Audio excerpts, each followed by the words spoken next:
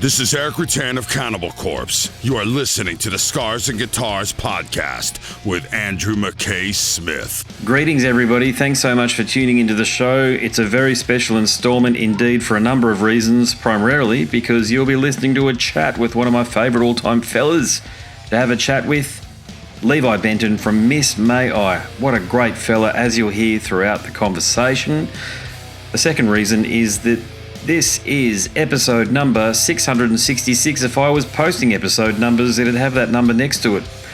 I thought, fuck it, why not? I'll put it in the artwork. Number 666. There have actually been quite a bit more episodes that I've posted over the years, but the amount that are currently available is that number, and I couldn't think of a better fella to share it with than Levi Benton. Now, the catalyst for the chat with Levi is due to the launch of a new album from Miss May I titled Curse of Existence. We're going to listen to a tune if you are listening via the podcast apps. This one is titled Unconquered, and once it's done, we'll dive into the conversation. If you're listening or watching via YouTube, unfortunately, we can't play music on that platform, the bloody thing. I wish I could, but I can't, because if I do, the episodes get flagged and they get taken down. That's the reason why, if you're wondering. And we'll dive into the chat right now. Either way, let's go.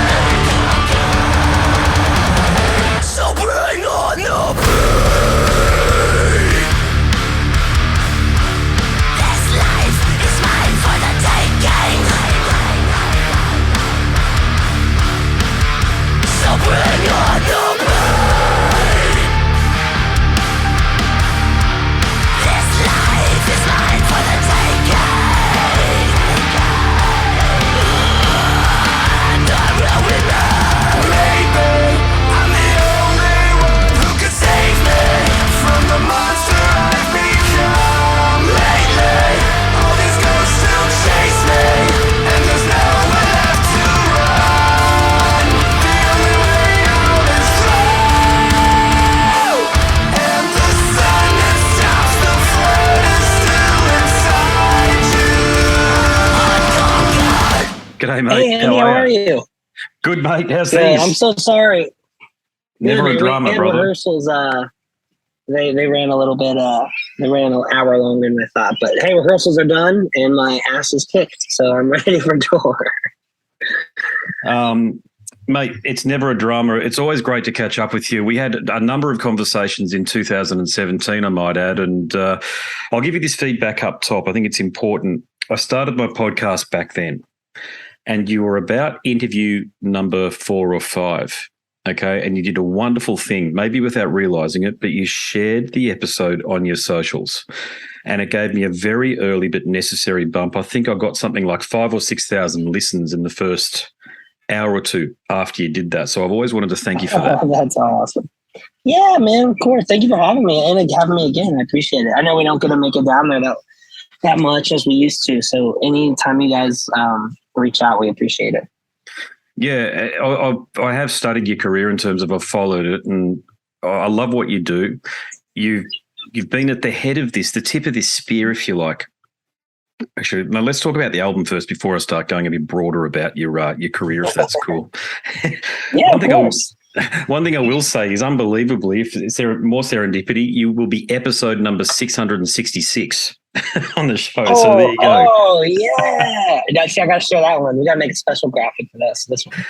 I will definitely do that. I'll send it through to you too on socials. Yeah, I'll make sure you get a copy of it, but I'll make a big deal out of 666 because this is this is album number 7, lucky number 7 for you, this new one. Yes. And do you think this is the definitive Miss May I statement? You know what? That's so cool. You're the first person to ask that, and I really think it is because I think like there's like a vulnerability and like an openness and comfort that comes with being a band for so long. Mm-hmm. So for us being this band so long, we can actually like I guess really be ourselves without trying to push the needle. We've I guess always released albums that had like a ballad or a radio song or something that not that it wasn't us, but we were just like trying to like push this needle, and we sort of maybe it was leading up to our 10-year tour and like post the 10-year tour, but like we really saw our fans and saw like what people wanted, and that took a big weight off of our shoulders because we didn't have to like try to like chase this thing that doesn't exist. It was like, oh, we just need to be ourselves, and we've had that realization after Shadows Inside. So this is our first album since that realization, and obviously the pandemic just made everything sweeter because it's like we appreciate it so much more. So not only do we feel more comfortable, but now we just appreciate it in a different way. So both of those things combining, it's just made this album such a fun time. And I think fans can really hear it. And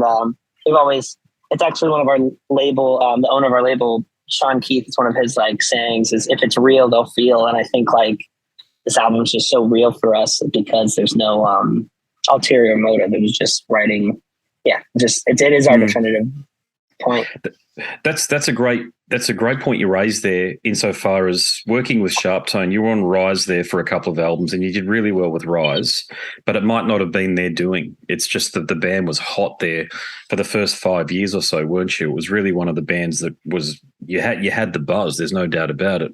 But you've now matured and there's that dreaded metalcore genre tag. Not when I say dreaded, it's like why do these genres matter? And I know that they do, but these days, you're just a fucking killer heavy metal band. Does that marry up with some of the work and say some of the advice that you've been given from SharpTone?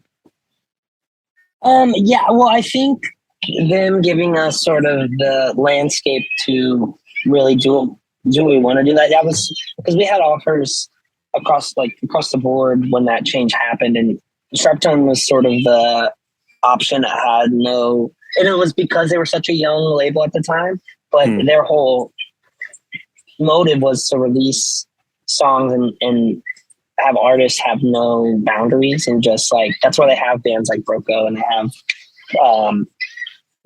like thrashy bands or like pop punk bands. They have it across the board because there's no like boundaries, which we think is great. And yeah, I think in parallel with us moving there, sort of let us dip our toes deeper into like our metal influences that are outside of metalcore. Because I feel like the metalcore coin term that we got was because of the time we came up, and it was like those were our main influences, and that was our community. So it's like that is who we were and that's not who we are now, but like, you know what I mean? Like we can really, the longer we are as a band, we can sort of express more of our deeper influences. Cause what I was trying to explain to people is when we did those first albums, everyone asked for the influences, and it's a lot of Ugly Dyings and Under Oath and the things you can hear through our music. But the longer our career happened and the more we got into metal, we started diving into like, what did Under Oath get, like what got them into being a band? What did like As Lay Down? You look deeper into the influences and you start finding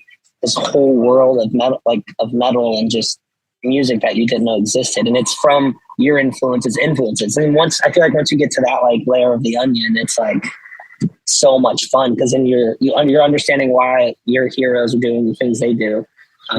Yeah, and I think that's like where we are now as a band.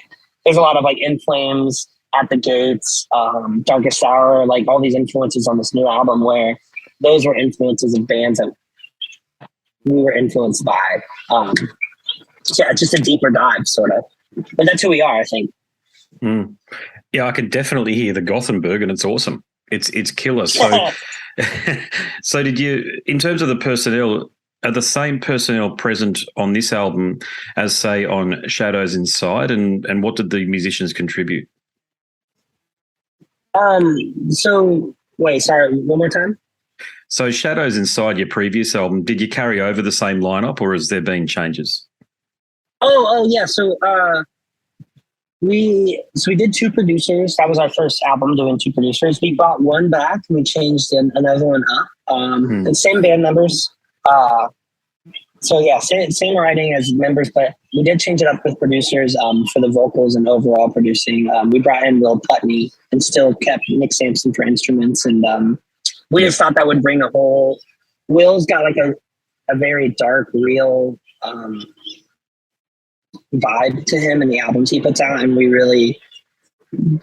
that's something we've never really dipped our toes into, and we really wanted to do that and have a producer that would sort of rip that out of us, because that's how we choose producers, is like obviously off their discography you can see where their strengths are, and if that's something you really want to play with on an album, those are the guys. That's how we approach guys.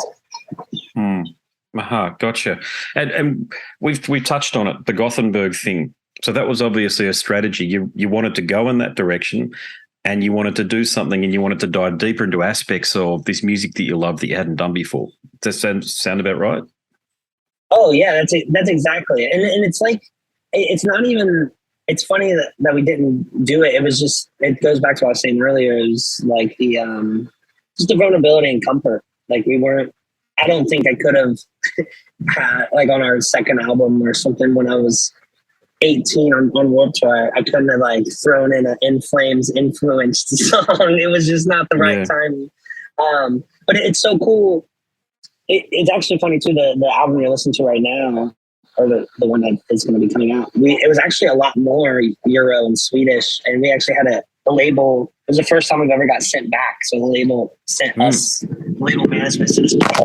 They were like, we love this, we love where we're going, but there's a couple albums that need to be in between. And I think it's because we had so much time off that we were just writing and writing, and it was like a 5-year stretch, but there should have been an album in the middle, so we sort of pumped the brakes a little bit. But it's exciting because I can't wait to go back to the studio, because the little things we did sprinkle in there is what fans are most excited about. And I was like, wait till you hear what we can really do. Like, it's going to be really fun. It is really fun. I love what you've done with this album here, Curse of Existence. It was a loaded statement up top there about it being the definitive Miss May I statement. But what it does do, a lot of bands, you're 7 albums deep, but I feel like it's only just now, as great as many of the previous albums have been, and I'd still enjoy Shadows Inside, I should say. But I feel like as though this is the album that sets yourselves up for the future, is in terms of you've already had a great career, but this is the one that consolidates it. Does that make sense? Yeah, no, I think you hit the nail on the head. That's how we feel internally too. It's like, yeah, it's which I know it's weird to say that, but like with an album cycle and stuff, there is like an aura and energy it brings when you're jumping into it. And I've been on stressful album cycles that lasted years, and I've been on hyped up ones and ones that were easy. And this one is just so comfortable and it feels so us. And yeah, I'm very happy that you said that, because that's how it feels. It feels like we finally are like hitting our stride. And it is funny that it's so late in our career, but it's also, we started so young. We'll meet some bands and it blows their mind that we've been doing it for almost 15 years. Yeah. You may have touched on this already, but was the pandemic and the lockdowns and the inability to tour, that sort of thing, I've spoken to other members of bands, and they've told me that it's brought them to their knees because they couldn't tour. Was that the same for you? Oh man, yeah, it's the lowest low we've all for sure been in as a band. And that's not even as a band blanket statement. That's all individual members, and everyone was going through their own really, really hard times. And I've obviously known these guys for more than half my life, and it was definitely the darkest time. And we went through some crazy stuff, our half of our lives together. So yeah, and that was obviously going into the studio after all of that. It's hard to not want the album to be about that, but then you also have to have the perspective when you're in the studio that everyone's going through this, and you don't want to write that pandemic album that's just going to sort of be locked in time. So it's you had to like be thoughtful as well while you're writing, but then you're also just trying to shake it off. Like you're still in it. So it was definitely it was a mind fuck for sure. Yeah, it wasn't good right across the board. It was bloody awful for the most part, but thank God we're coming out of it, and we're starting to see a lot of bands are coming out. Like you've probably heard, talking about Gothenburg, the new Halo Effect album, the guys that were in Flames, what they're doing. Oh, yes.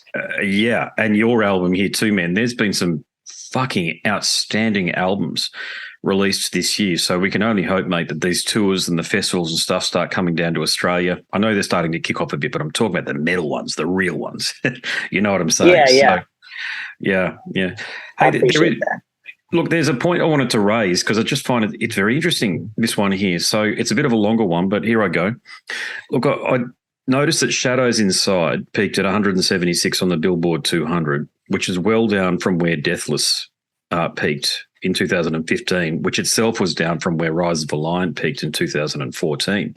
Yet you've got increased fan engagement. Your tours have probably never been bigger. And frankly, you're a better band. You're writing better material. Now, charts, they're not meaningless because they reflect sales. And it's all about the dollars at a certain level. Understand that.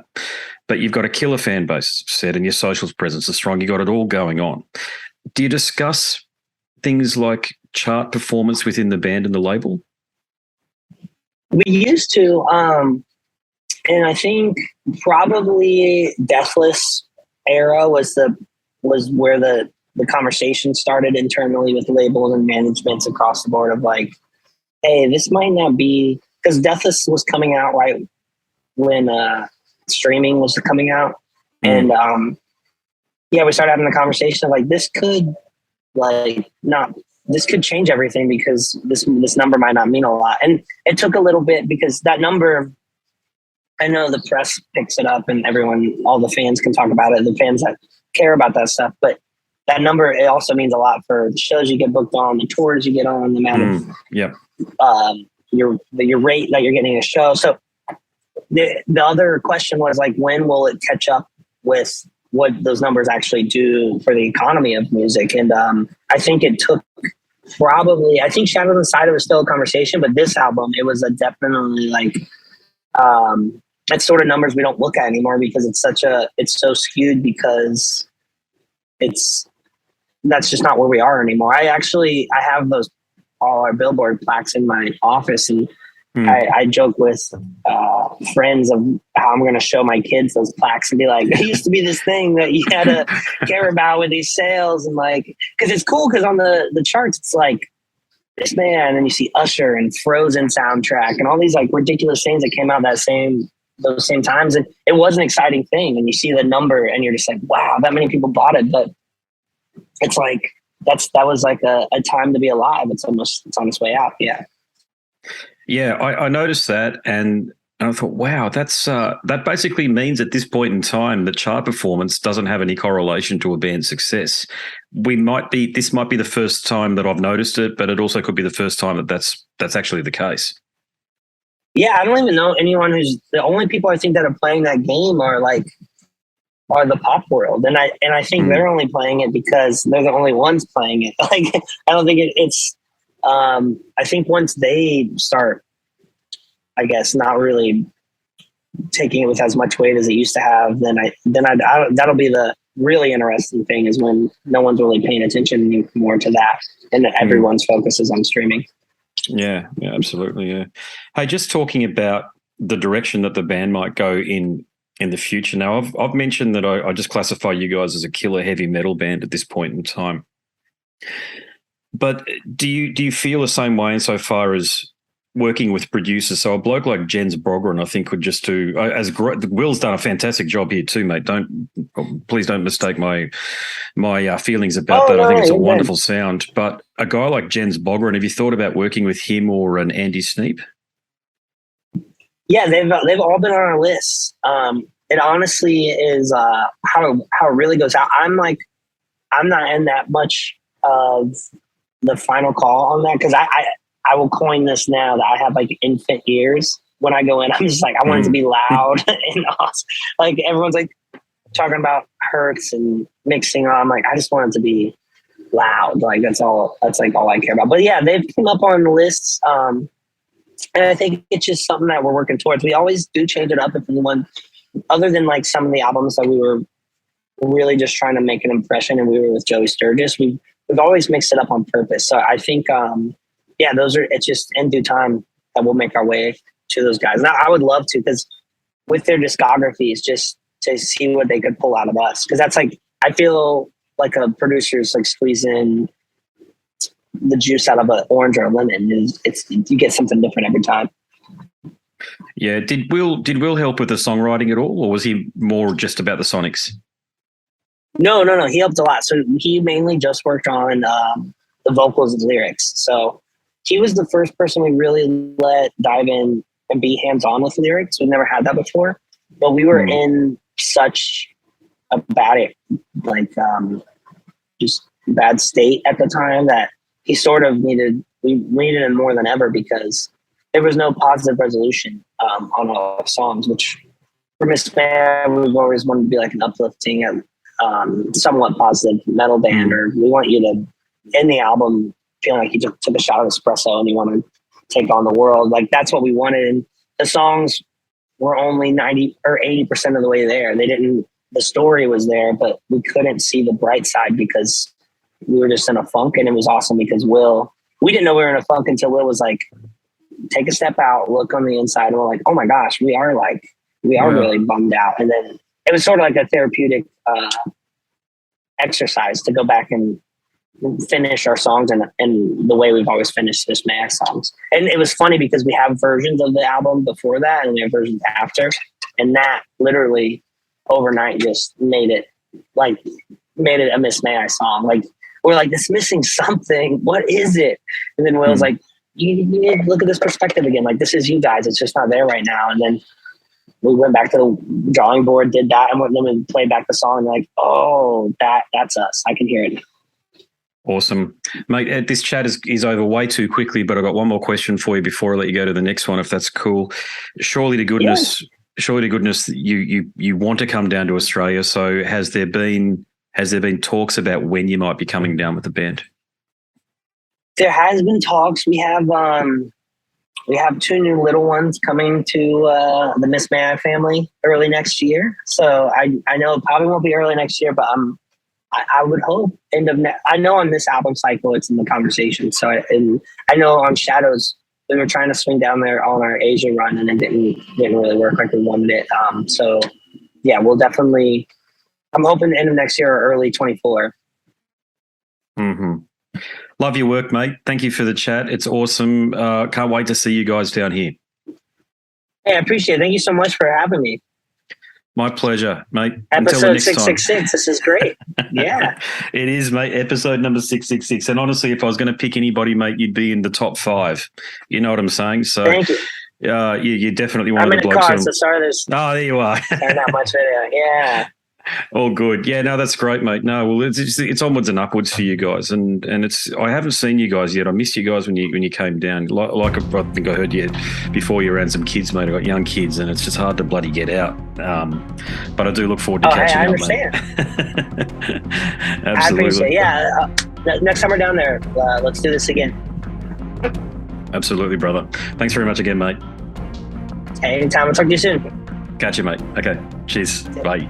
There he is, Levi Benton from Miss May I. What a fantastic fella. I always look forward to the potential for a chat with Levi whenever there's a tour or an album coming out. It's been quite a while, it must be said, but The Curse of Existence, it is available now. A killer album. That band, as I said through the chat, is just getting better.